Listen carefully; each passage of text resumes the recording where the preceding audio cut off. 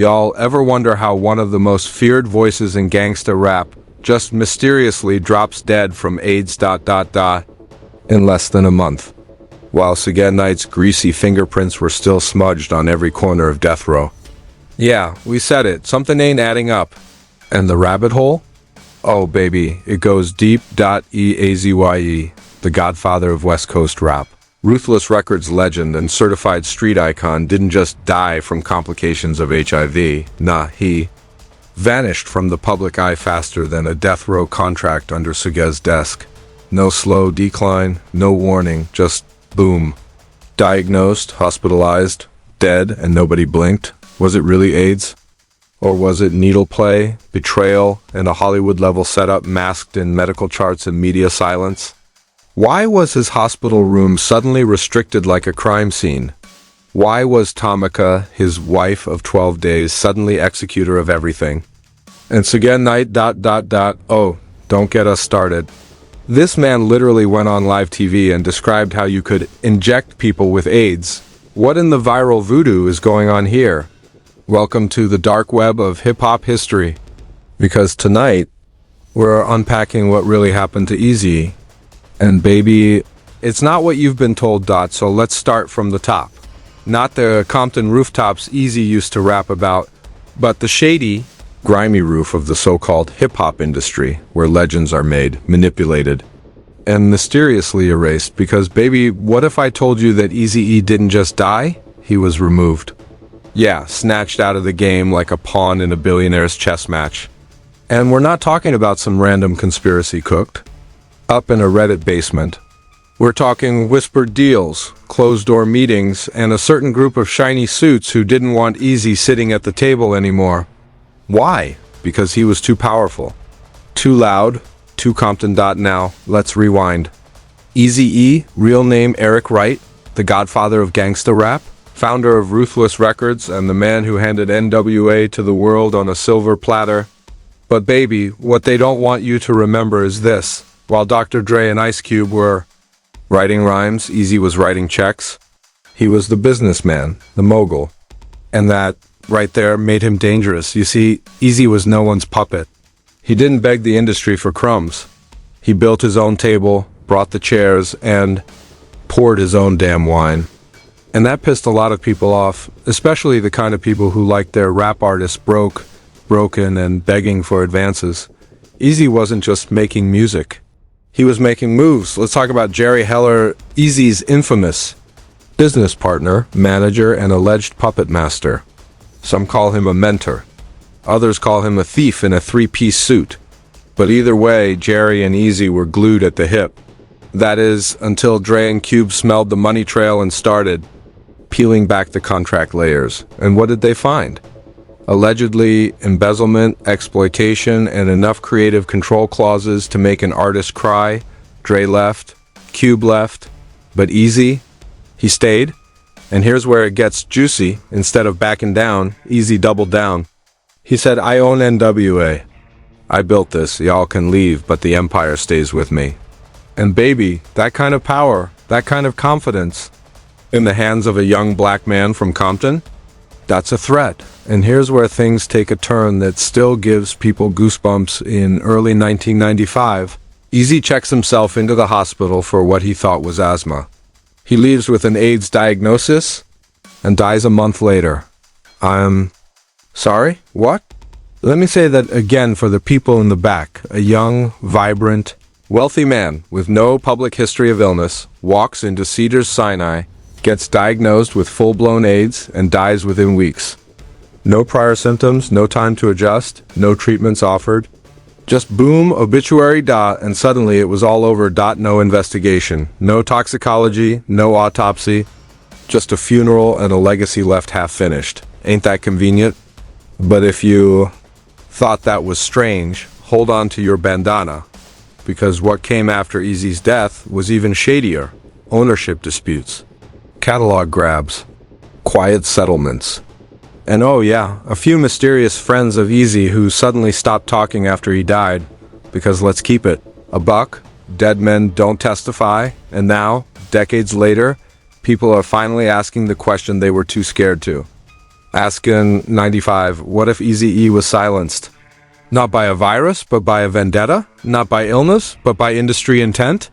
And just when you thought the rabbit hole couldn't get any deeper, boom, out comes the red folder. Not a metaphorical one. An actual red folder allegedly recovered from the basement archives of an old Ruthless Records attorney's estate sale. What was in it?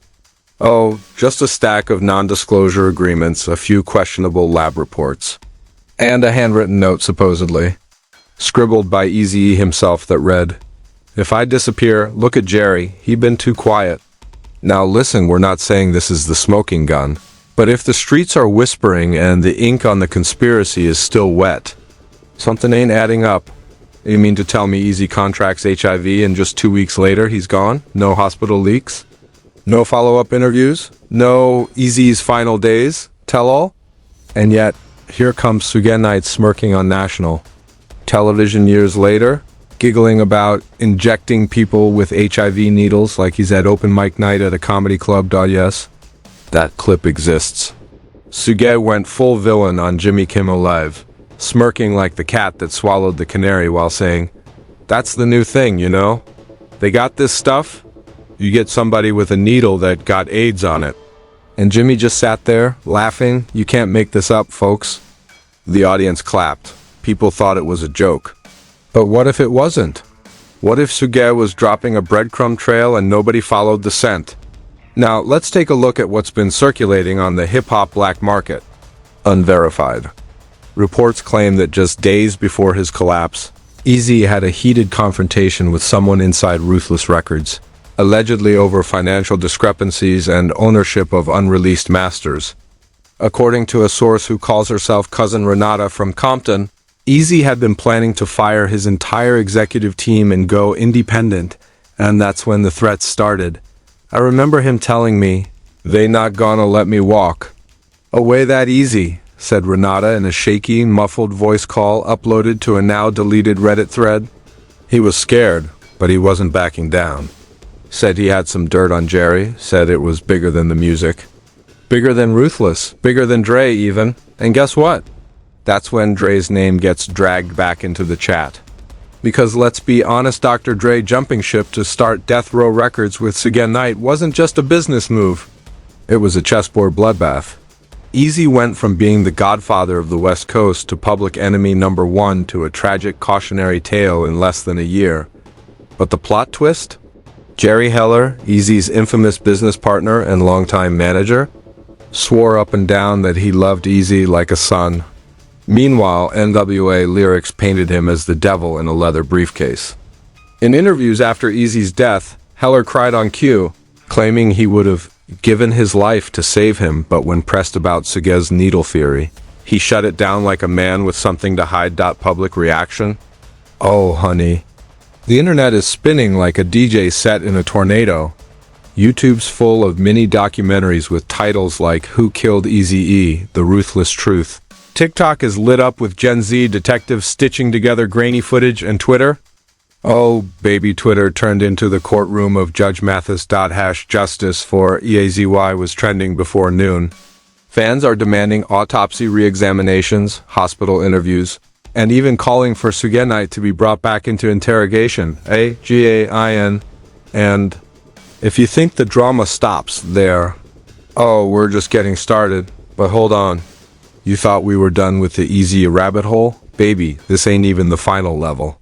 If this video gave you whiplash, get ready, because now we're spiraling into the fallout, the industry cover-ups, and the chilling aftermath that has people still whispering Eazy's name in half-lit studios and corner booths at hip-hop conferences. Let's start with Ruthless Records. Oh yes, that empire he built brick by brick while everyone else was still fighting over studio time. The same label that Eazy founded is the same one that mysteriously slipped into the hands of other interests just weeks after his death. Coincidence? Girl, please. In a span of 30 days, all of Eazy's major holdings had either been bought out, signed over, or lost in paperwork. His stake in Death Row Records? Gone. His royalties from NWA's back catalog? Vanished into a black hole of legal red tape. and who conveniently profited from the mess. Let's just say several familiar names from Suget to Jerry, to some shadowy execs that suddenly got a bump in their net worth. Meanwhile, Eazy's own children, fighting tooth and nail just to access his estate. Some weren't even notified of his condition until hours before his passing, and the paperwork. A last-minute will that allegedly transferred power of attorney and estate control to his so-called business manager. All signed while Eazy was supposedly bedridden, weak, and barely conscious. That part. You want to believe that was legit? Cool. And I'm the tooth fairy dot, and then there's the most haunting part of it all, the deathbed silence. Eazy never made a public statement blaming anyone. No dramatic video expose. No final diss track. Just that hospital room announcement with a shaky statement about living a good life and not blaming anyone. For someone as vocal and confrontational as Eric Wright, who literally made a living off starting beef, that sudden zen energy was off. It's giving he was told to shut up. It's giving someone made sure his mouth stayed closed. It's giving silence wasn't a choice. Let's not ignore the wildest, yet most persistent theory that Eazy was intentionally infected. Look, we know how that sounds. Tinfoil hats and Reddit rabbit holes, right? But when people like Sugen Knight himself get on national TV, laughing about how you can inject someone with the virus nowadays, and then say it with me, that clip goes viral, you start to rethink everything you thought you knew. Especially when that same Suge had beef with Eazy and zero remorse about it. And did anyone else clock how clean Suge Knight looked in that interview? Man was on some late night show talking about injecting folks like it was a prank on Jackass. That's not funny. That's straight up villain origin story material. The internet dubbed it the confession in plain sight. But like every good conspiracy, the louder the public asked questions, the faster the smoke machines rolled in. Fast forward to today, and the questions still linger. Fans, journalists, even hip-hop historians keep digging. Some suspect foul play. Others say industry politics buried the truth alongside Eazy-E. Either way, one thing's certain, this wasn't just a tragedy. It was a shutdown. A systematic, surgical erasure of a man who knew too much, owned too much, and spoke too loud. They didn't just want him gone, they wanted his legacy rewritten. And baby, they almost succeeded, but here we are. Decades later, still screaming his name, still demanding answers, and still hearing that haunting echo. Eazy didn't just die. Eazy was erased. And now the only question left is, are you finally awake? Or are you still rocking yourself to sleep with the official version? So now we ask you, was Eazy really a victim of a fast-moving disease or of a fast-moving setup? Was this hip-hop history or a hip-hop homicide? Drop your thoughts in the comments, because this rabbit hole just keeps going deeper. Don't forget to subscribe and hit that notification bell if you want more raw, unfiltered, and unapologetically messy breakdowns. We're just getting started. The truth? It never dies, it multiplies.